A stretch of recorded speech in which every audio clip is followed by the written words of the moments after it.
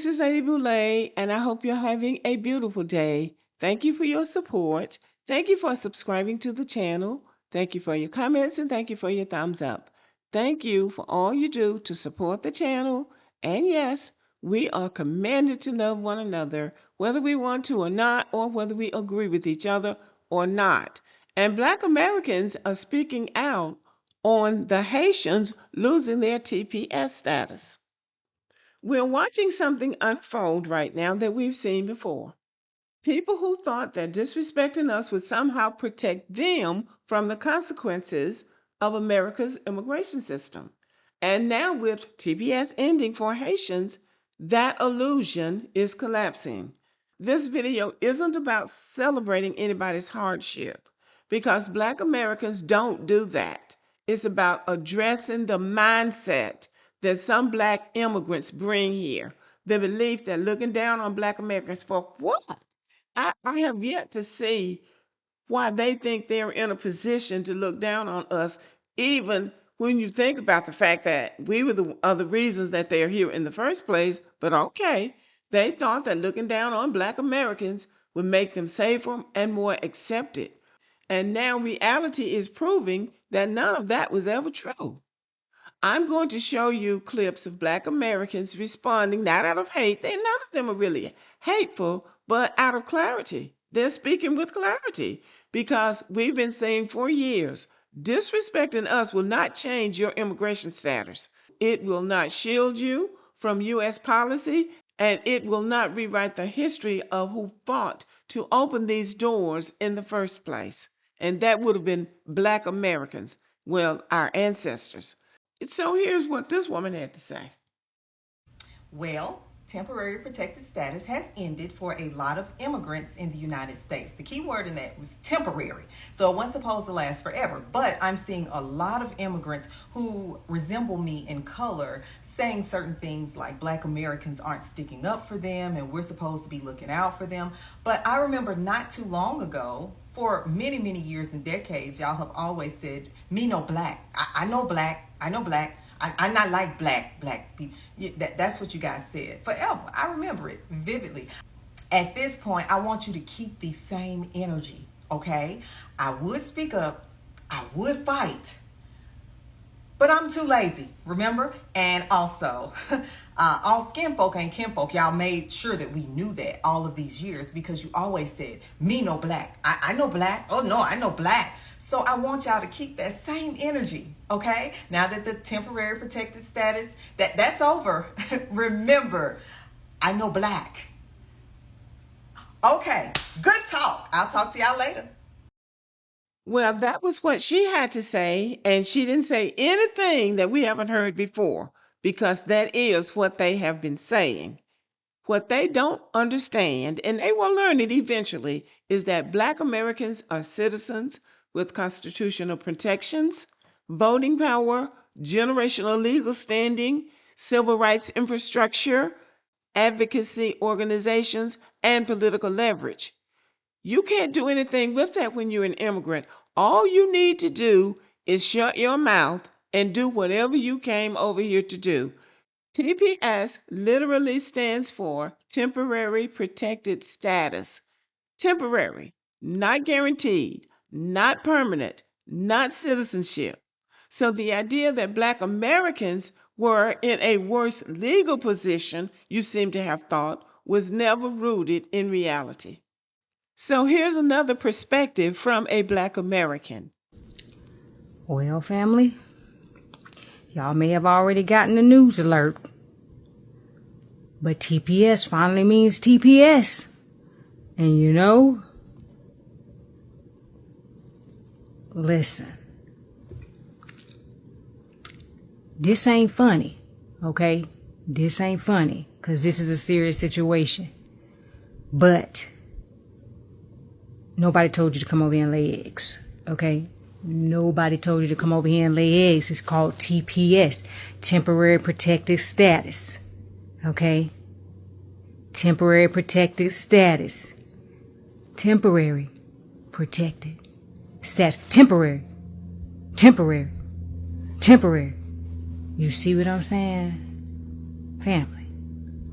And now it finally means what it's supposed to mean. They mad at us. And what you mad at us for? Nobody said come over here and lay eggs. You were supposed to work.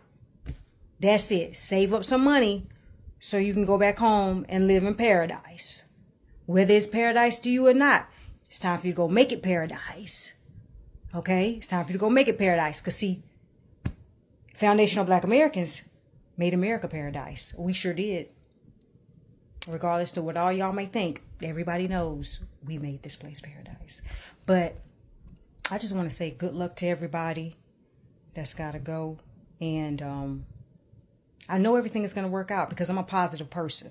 You know what I mean? I stay positive, because everything is going to work out for FBAs and everything is going to work out for Haitians and Caribbeans and Africans, everybody that's got to go back home to their paradise, the place that they love so much, the one that they fly the flag for. You know what I'm saying? So I want everybody just going to make their homeland great. You know what I'm saying? Peace and blessings, family. Well, I probably detected some sarcasm in what she was saying, but she was still telling the truth. TPS means temporary. And you say you love your homelands. You fly your flags, you talk about your culture, you talk about your country, you talk about your whatever. So, from all indication, you have everything you need to make your country great. And that's what you ought to do. Because Stephen Miller says that he's not accepting any more asylum seekers. Well, they're taking those white South Africans, and they may take a few more white people, but I think they've had it with black people for the time being. I don't know for sure because I don't run the policy, but that's what it sounds like he was saying. Now, that is how America likes to roll. It will take white people and it will take some brown people. It doesn't want to take a lot of them, but it will take some. But they don't want to bring any black people over here from Africa or the Caribbean. That's why we were fighting for them to come here in the first place. They don't realize that, but they gonna realize it before it's over. Now here's another take from a black American. And I detect a little bit of sarcasm here too, but this is what he's got to say. Hey, listen, shout out to my Haitians, shout out to my Syrians and Venezuelans. They got some bootstraps for y'all.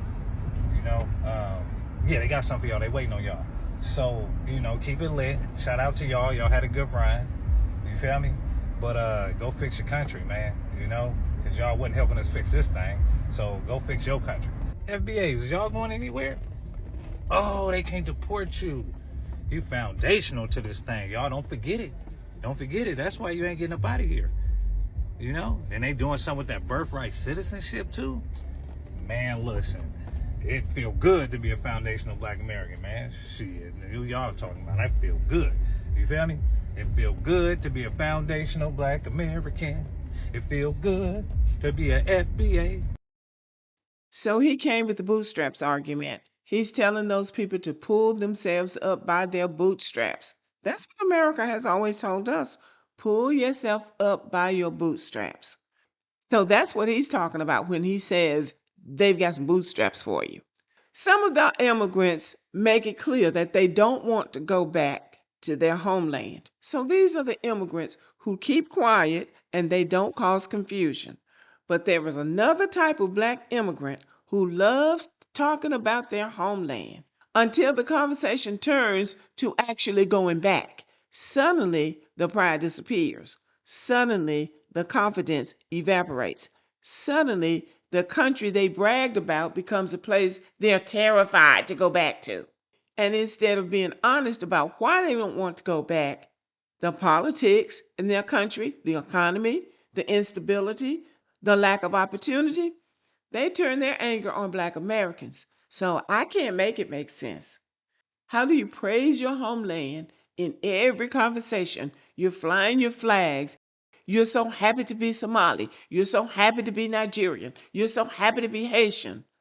How do you do that but panic at the thought of living there?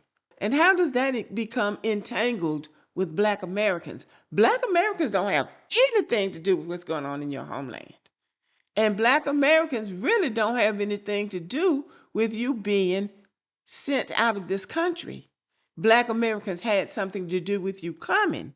And you better make the most of that, because that particular advocacy won't be coming back anytime soon. And I'm going to end the video with this video, because this is a person who doesn't know anything about America. Okay, so now they're rounding up Haitians. How are they going to be able to tell if I'm Haitian or any other black person is Haitian or not? They are rounding up black people now. And that is the hope of the black immigrant, that their problems are also our problems. But it's not true. How are they going to tell black Americans from Haitians, or how are they going to tell any other black person from Haitians? Well, number one, black Americans have birth certificates. Number two, black Americans have school records. Number three, black Americans have Social Security records. Number four, black Americans have baptism records. Number five, black Americans have driver's license that points back to everything I just named. So the hope that they're going to get us confused with them is wishful thinking. They're not going to get us confused. America has a way of distinguishing people, ways that somebody from a developing country wouldn't know. Okay, y'all, let me know what you think about this video, and have a good day.